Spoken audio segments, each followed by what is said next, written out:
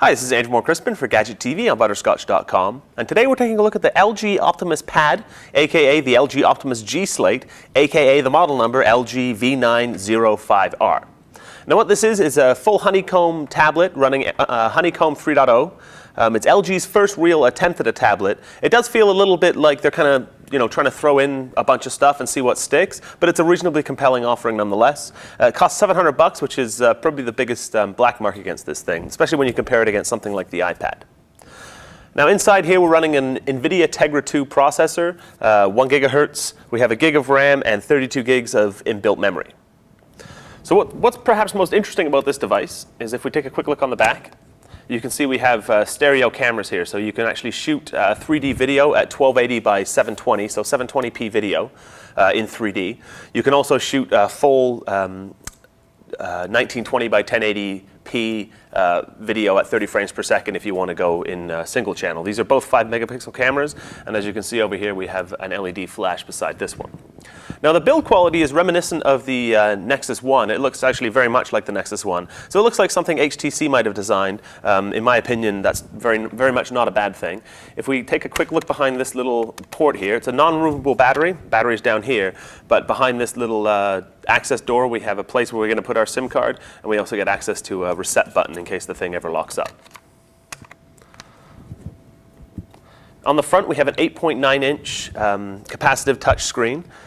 Like I said, we're running the NVIDIA Tegra 2 processor, and behind the resolution on this screen is 1280 by 768. So it is widescreen resolution, not the 4:3 resolution that you'd see on something like an iPad. So really, very well designed for watching movies or playing widescreen games or anything like that.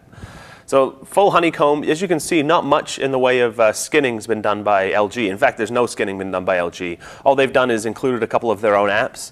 In this case, we'll fire up the 3D camcorder, have a quick look at that. So now if I put my hand in behind here, you can see that it's doing anaglyph style 3D.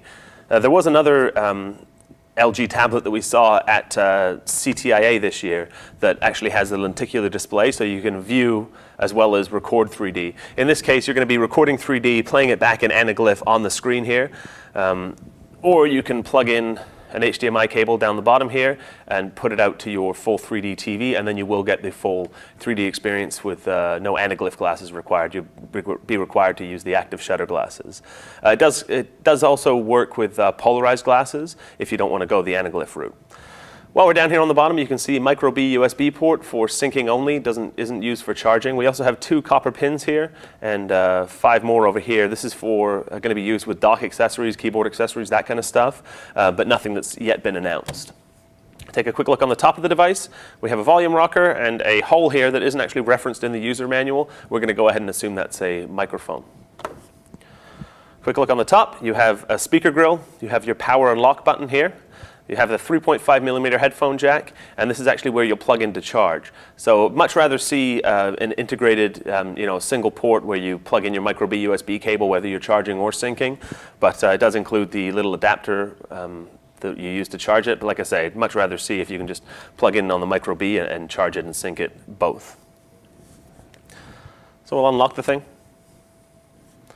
We could go back home. Now, as you can see on the front of the device, there are no buttons to speak of. That's because all of the buttons are actually built into the Honeycomb operating system. So here we have our home button, we have our multitasking button, and so we can see recent applications we've been using. And we also have a back button down here. If you want to access settings, you can just tap on the settings application, or you can tap down in the bottom right corner here and get access to a couple of settings. So we can change the brightness right here, or we can just tap and get a larger view. Change the brightness here, lock screen orientation, that kind of stuff. And we can also tap settings to get into the full settings menu. So like I say, it does everything that you'd expect a Honeycomb tablet to do. Does 3D video recording and full HD video recording. Biggest strike against, in my opinion, really does have to be the price point, which is $700. If we just really quickly go back into the 3D camcorder mode, you can see here a video that we recorded earlier.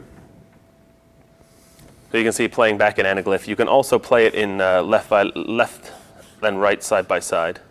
So you can kind of see both the channels which were recorded. It's kind of interesting. Like I said, a bit of a gimmick, but kind of neat. But like I say, $700, little on the pricey side. There you have it, a quick look at the LG Optimus Pad, aka LG Optimus G-Slate. For Gadget TV, I'm Andrew Moore-Crispin. For more sweet stuff, visit butterscotch.com.